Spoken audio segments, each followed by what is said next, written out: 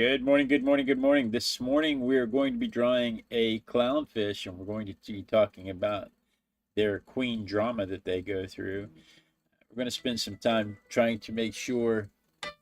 Hang on, my mother's calling me. Hello, mother.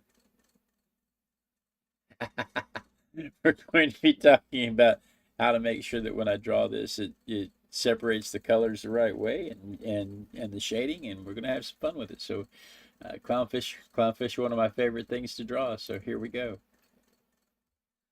I'm going to start by spritzing the watercolors and make sure that they are nice and juicy and moist, because I like them moist and juicy. I like them big. I like them juicy.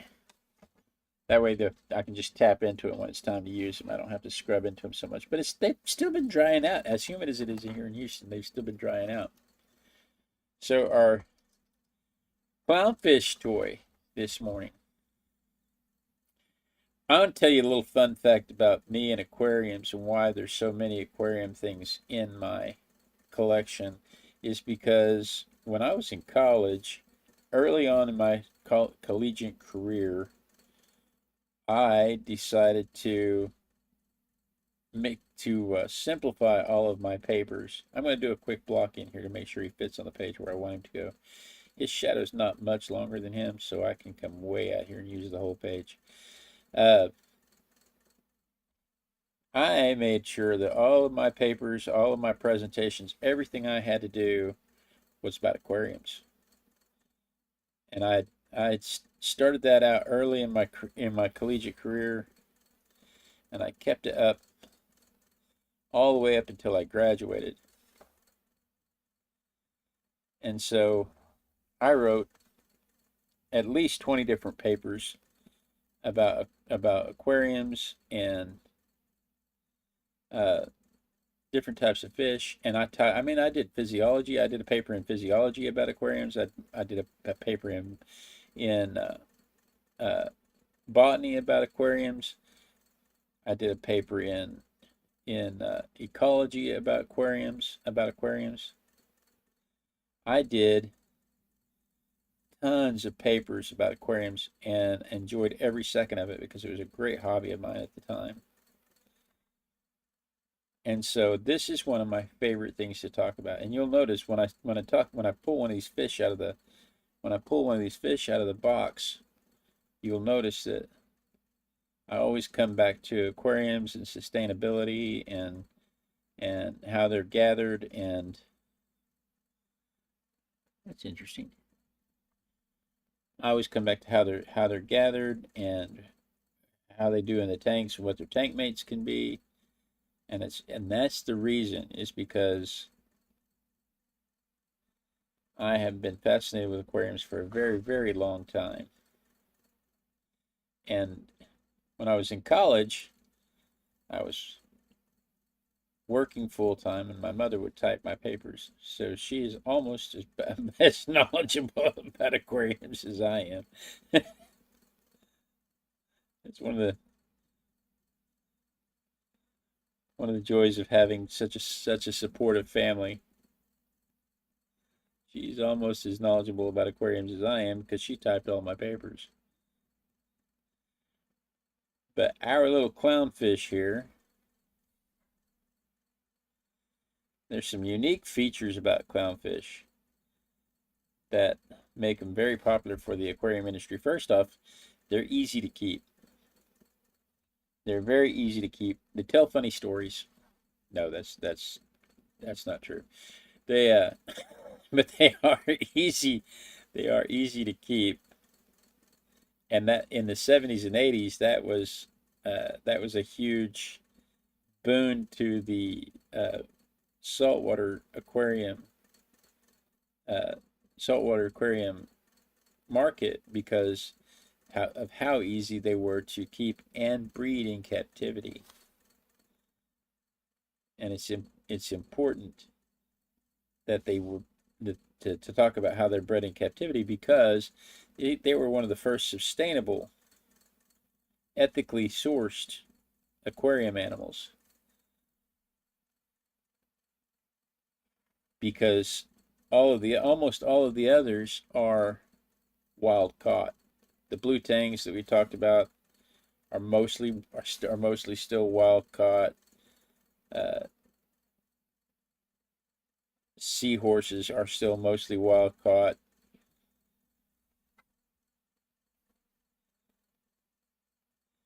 But the clownfish are mostly bred in captivity, and so and that was one of the first ones that they said, hey, you know what, we probably should not damage this, because they live in the corals. They live specifically in anemones in the corals.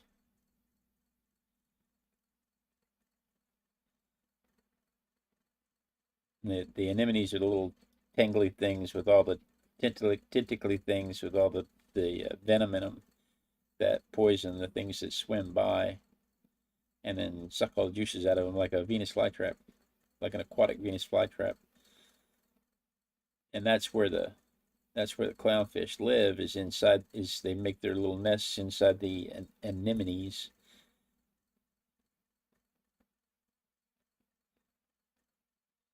And so in order to catch them, you almost had to destroy the whole reef to get past the anemone toxins and get past the reef fish, and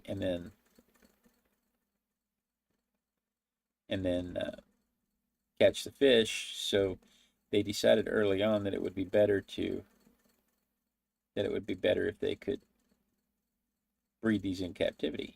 And so they started those programs very early on with this particular fish. And that's a great success story. What they didn't do so well is they didn't breed anemones. Anemones don't do so well in captivity. By the way, I forgot to call out, hi Ivy, I saw you in chat. I'm so happy to see you here. I forgot to say good morning. I got so excited jumping into the fish, and I know she's been excited. She set an alarm to come find Nemo with us. I forgot to say hi to Ivy. But back to our success story, the clownfish are considered a success story because of the way they're ethically sourced, but they're currently unable to breed anemones in captivity. It's happened. They've done it a few times, but they're just not very successful at it. Good morning, Claudia. I have my thing set to top chat. I can't see anybody. Good morning, Claudia. Hi. I'm glad to see you. She also set her alarm so that she could help us find Nemo this morning. If Elizabeth and Omar show up, we'll have my mom muted me. If Elizabeth and Omar show up, we'll have a whole set.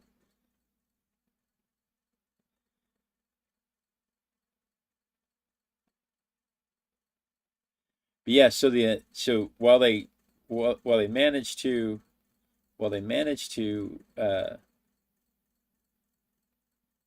successfully create a breeding program for the clownfish, they didn't do too well with the anemones. The anemones don't do too well in captivity, especially as far as breeding. And so the ones they do catch, they have a high mortality rate. Now, an interesting thing about the anemones is that they have what they call a mariculture, which I know that's, we're going to throw out a couple of big words for Elmo this morning, but when we were talking about the seahorses the other day, one of the things that came up was that they collect them in the marshes. They just go out there and they just collect them, and they're having to be careful because they're collecting entire populations. And I asked the question, or tried to research it, tried to figure out why they don't kind of farm them in the wild, section off an area and harvest them from this specific area this season, and then cordon off that area and not harvest that area again for 7 years. you know, and then and pick a different area. That way they could at least make sure that the animals survive. And no, they have other programs in place, but they don't really do that. But they do that with the anemones. That is how they do it with the anemones. They farm them, they harvest them from specific places in the seabed, and then they leave that bed alone for a while, and then come back to it years later and try to do it again. So at least they're ethically maintaining the wild populations of anemones, but they don't have to take as many anemones. They don't. Anemones are difficult to keep in captivity, and so the hobbyists are not as interested in them. And thankfully, while clownfish live in them in the wild, they're not really they're not a requirement. They can do very well as long as they have a place to hide. They can do very well without the anemones. So thankfully they're not forced to harvest anemones. They're not capturing and enslaving the anemones against their will.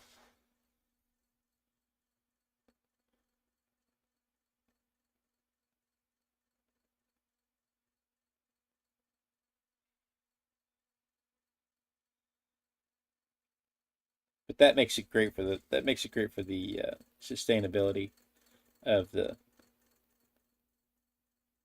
community and of the hobby. Because if they die off, you don't have a hobby anymore, right? Do do do. Do do do do. Do do do.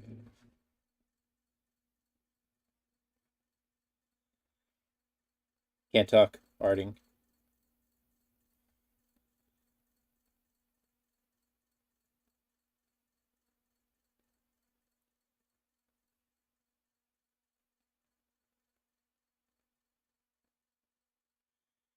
All right, that's a good start right there. How are we doing on time?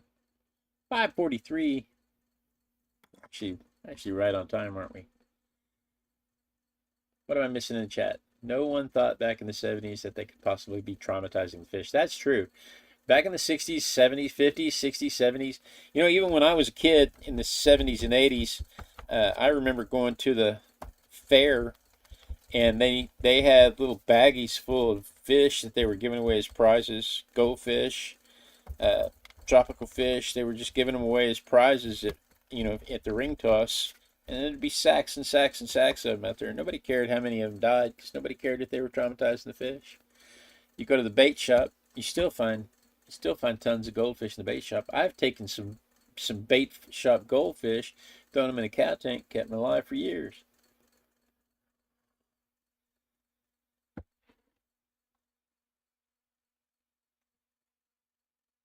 It is apple fritter day.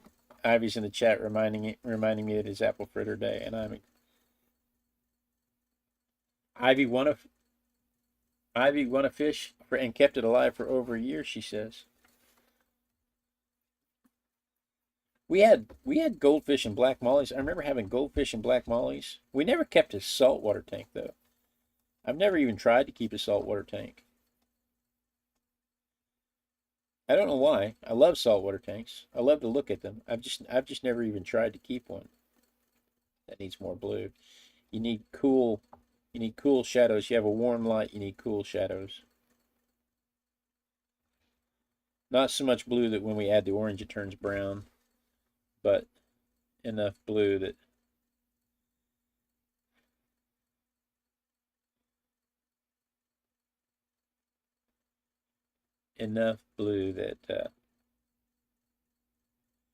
the shadows are cool. An apple fritter. My mom says that Claudia is in the chat talking about an apple fritter. She doesn't know what an apple fritter is. It is a donut. It is a fried. It is a fried bread. It's a fried sweet bread, and they have apple, often apple chunks in them for apple flavoring, and they're so very, very good. They're usually glazed with sugar, and they are so very, very good. I can imagine that they wouldn't be as popular in Europe because of the consciousness of not eating so much sugar like we have in the American diet, but they are fabulous, and I weep for you.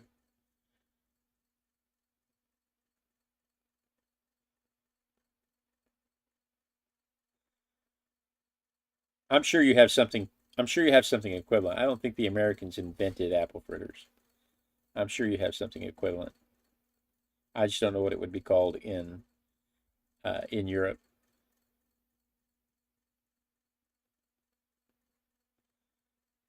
But if you don't have anything like that, then I do indeed weep for you. I probably told you this before, but this part, the grisaille part, is my favorite part of the painting. To me, it's when the whole form of the painting comes into shape.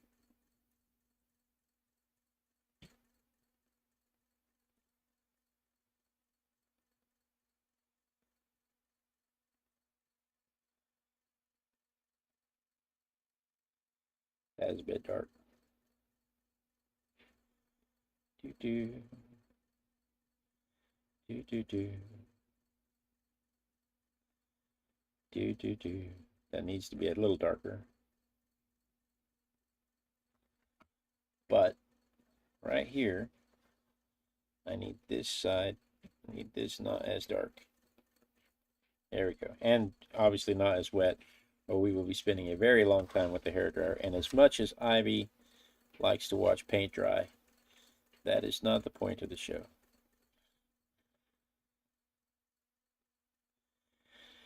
So there are some more fun facts about clownfish. They live in a matriarchal society. They have a large female as the lead. They have a society. They have a hierarchy of importance in the group, and they are female led, but they are all born male. And so the largest, most dominant one will change sexes and become female.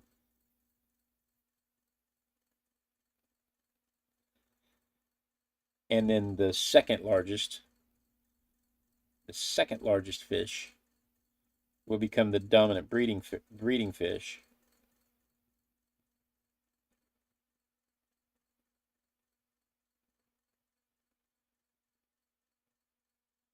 And then the rest of the males will be sterile, non-breeding mates until something happens to the lead female. Yeah. Claudia's in the chat talking about how difficult it was for her son to eat healthy in the United States. Everything was big and shiny and sweet, full of sugar, and I can believe that.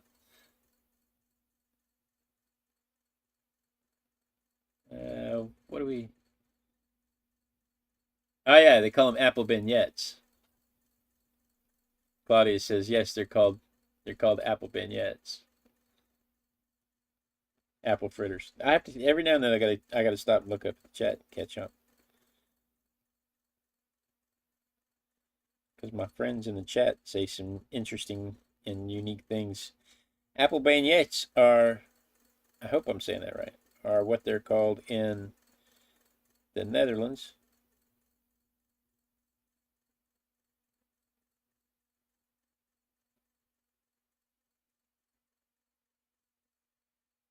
I don't know. My mom started to say something important, and then she stopped saying something.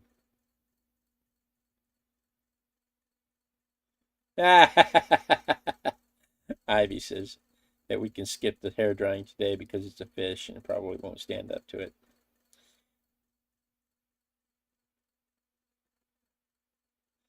No, no, no. You made a point to get up this morning, Ivy. You paid full price. You get full service. We're all about full customer service here at the Artistic Biker Sketching Coffee Club. So you paid full price, you get full service. Let me dry this real quick. I want to make sure that I want to make sure that when I add the orange it doesn't activate the Payne's gray.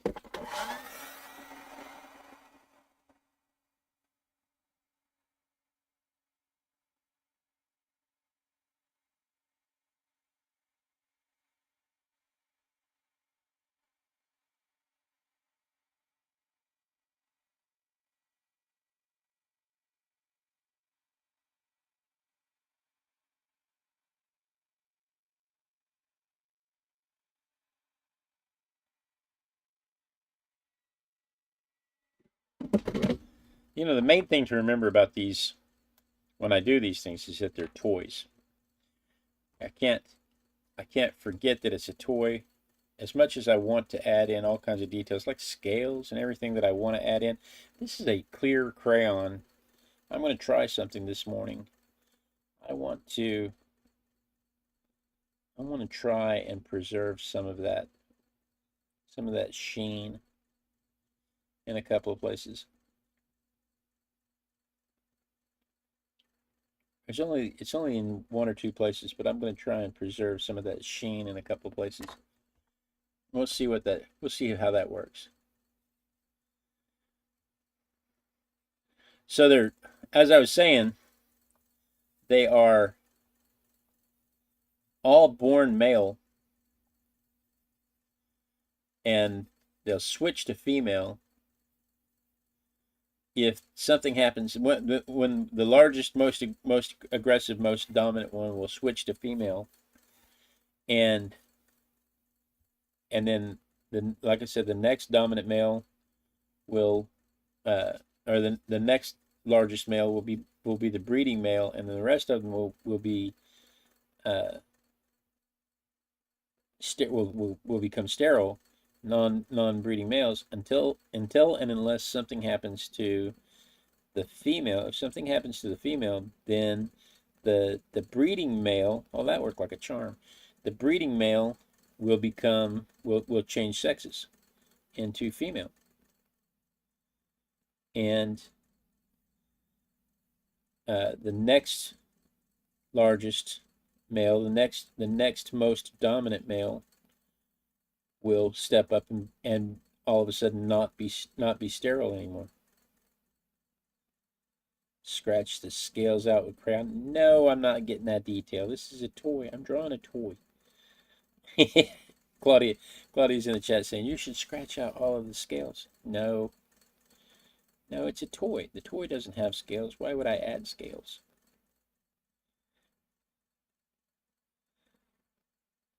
Besides, we're almost out of time. It's almost apple fritter time. We can't. Yep. I don't do it often. I haven't done it here, but I just recently found my clear crayon like that, so it works like a charm.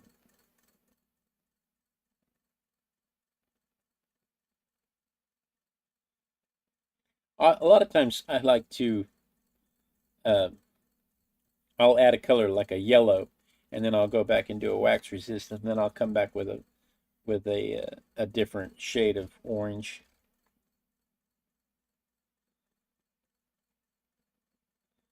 And that way the orange can overlap the yellow.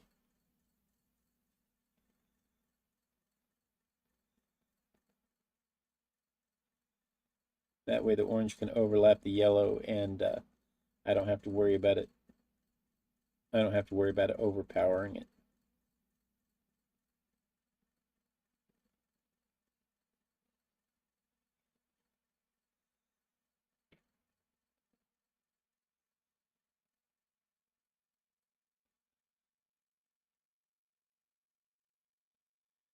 But here I can guarantee that it stays the whole way exactly where I want it to go, the way I've done it.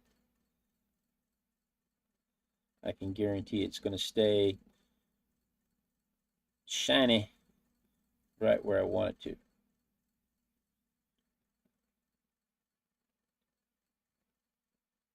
Okay, now,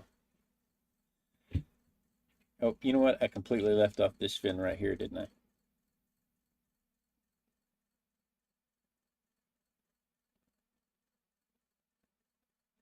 There we go. There's the fish. I need to add a little bit of blue. We're going to add just a little hint of blue to that white.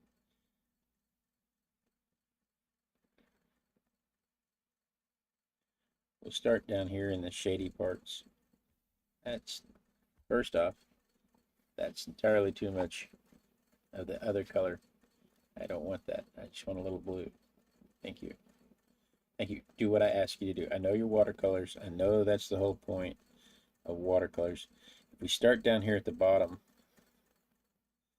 then we'll at least be in the shadows, and we'll know we won't we'll know we won't completely ruin the white if it's wrong. Kind of like building a house. You start in the back rooms so that you learn what you're doing before you get to the front rooms. You start where it doesn't really matter, and then you come back and say, okay, now I got this. Now I can expand. Put that blue on the bottom. If it works, keep going. If not, do away with it. They communicate. Let's go back a second to the matriarchal society, and it's kind of silly to say this part because it's one of the things that they all point out is that the dads babysit the fish. Well, I mean, yeah, because they're all dads when they start out, right? I mean, we kind of covered that. So that was one of the points they wanted to stress is that the dads do the babysitting. But that's, that should go without saying because they all start off as male.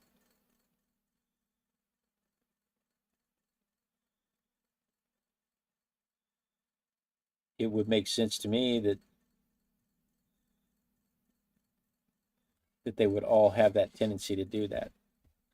The other thing I'm going to do is I'm going to change the background color a bit to make that white read really, really white.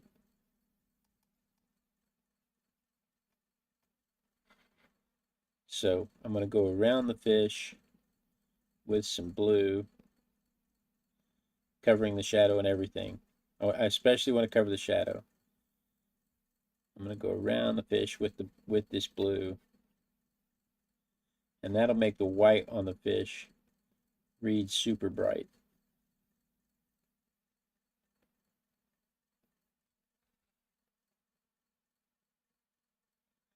They communicate to each other. When they're establishing dominance and warning off other clownfish from their area, they grind their teeth together and make a clicking noise.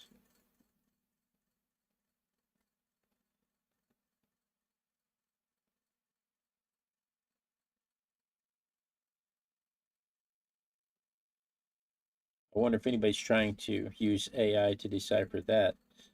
I would assume it's more of a growl than anything. But it is interesting because they are one of the few fish that use sound to communicate to each other.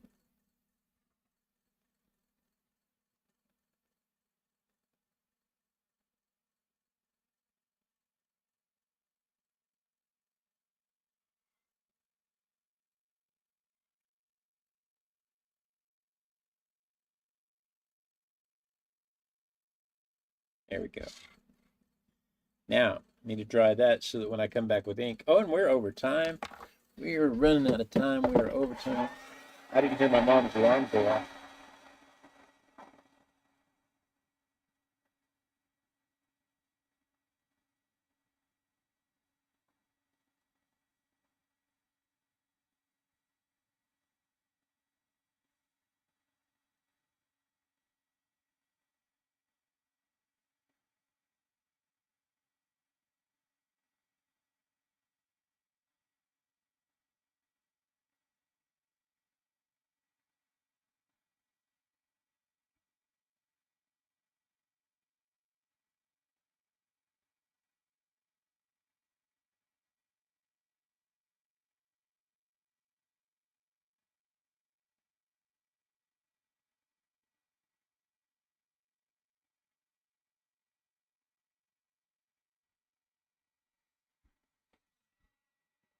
right. The talk about apple fritters has the people in the chat talking about the health of food and the importance of growing it. You know, that's truer statements can't be made, because when we were growing up, you know, most of the food we bought was from local farms, because you couldn't truck it across country. You couldn't truck it across country without it going bad. But now the new shipping methods and the chemically altered food and the mechanically altered DNA of the food, it all lasts so much longer. It all stays pretty so much longer that it must still be good and healthy, and so they still sell it.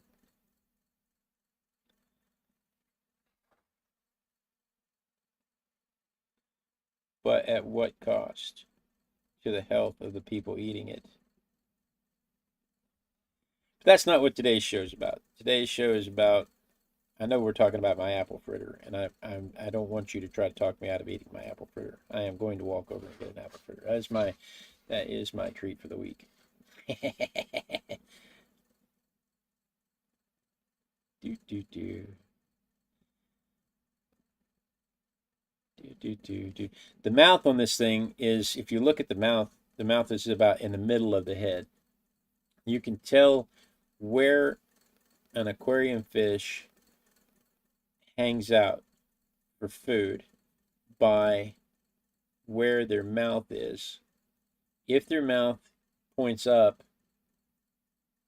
they eat mostly the top of the tank, whatever's floating on the top. If their mouth points down, they eat off the bottom of the tank. And if their mouth is in the middle, then they're mid-range feeders. And so when you're stocking your tank with other fish, that's something you can keep in mind. Are they going to compete? Are they going to compete for food in the same areas as the fish you already have?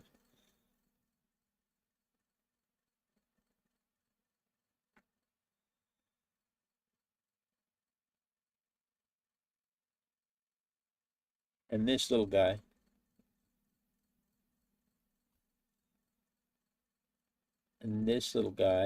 eats in the mid-range of the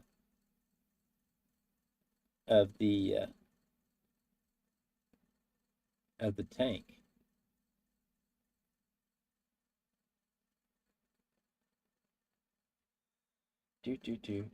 I need to, before I finish, I need to come back and add some other stuff in here, because this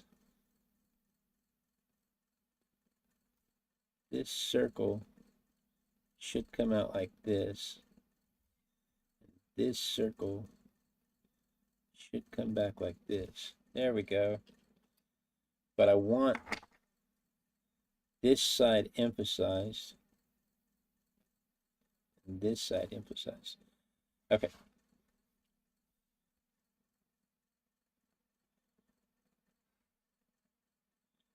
I also have to remember it's a toy and draw the thickness in where the thickness exists.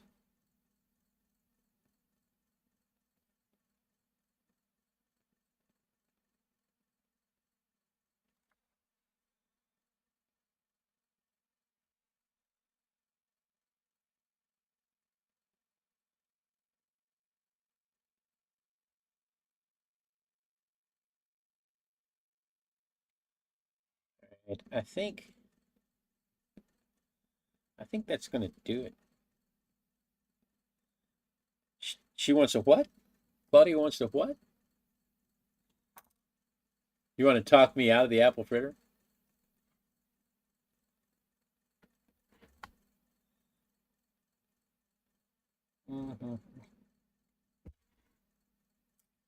I can make that happen.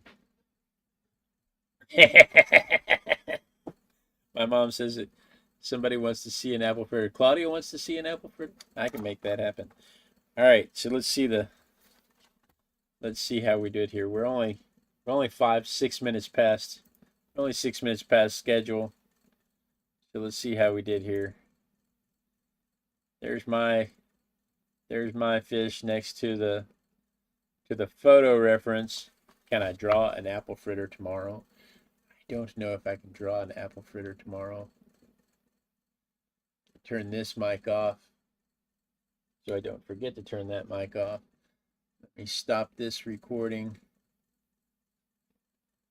If I was recording, I hope I was recording. Safely eject. I say every morning how I need to do this to find this a better way to do this. And let's see if we can see this from more like my perspective.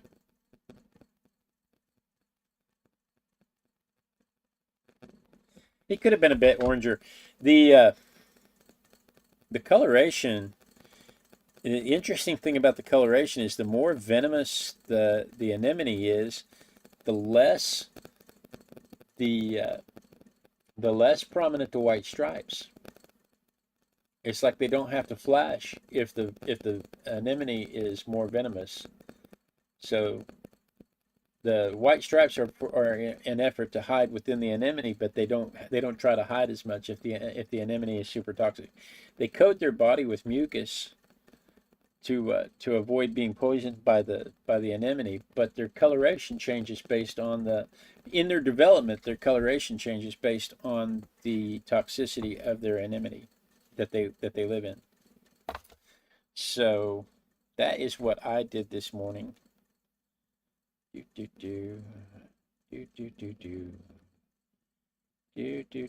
Bear with me just a moment. I have to scroll just a little bit.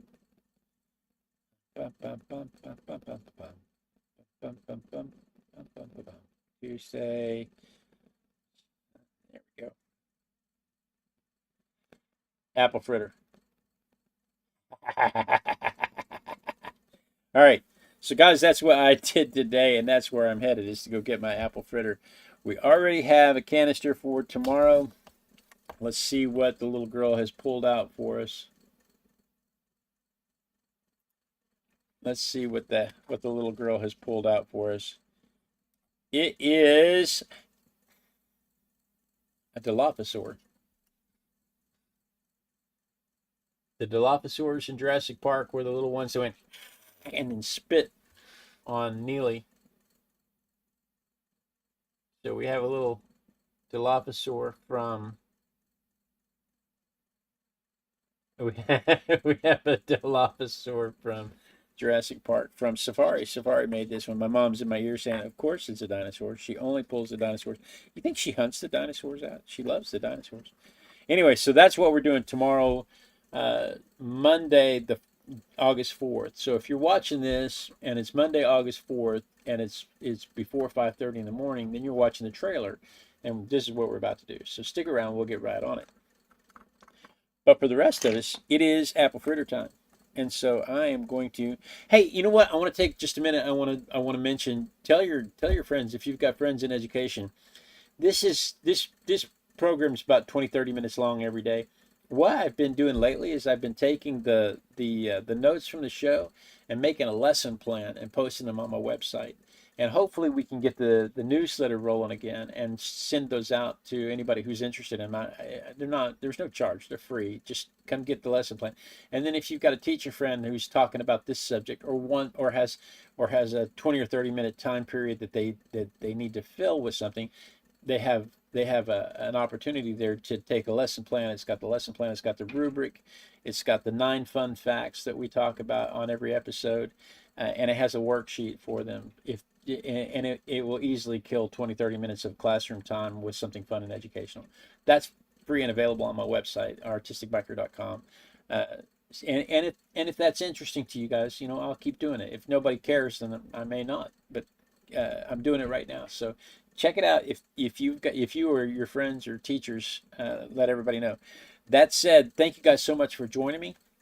This is my favorite part of the day, when I get to come downstairs and I get to art with my besties. I get to be held accountable to my art practice, and get to chat along and discuss the health benefits of eating apple fritters. Thank you so much for joining me, and I look forward to it tomorrow. Same Artistic Biker time, same Artistic Biker channel. And then we dance. We dance until somebody says they see me dancing. Because as soon as they see me dancing, that means that the lag has caught up to the stream, and I don't have to worry about being cut off mid-sentence.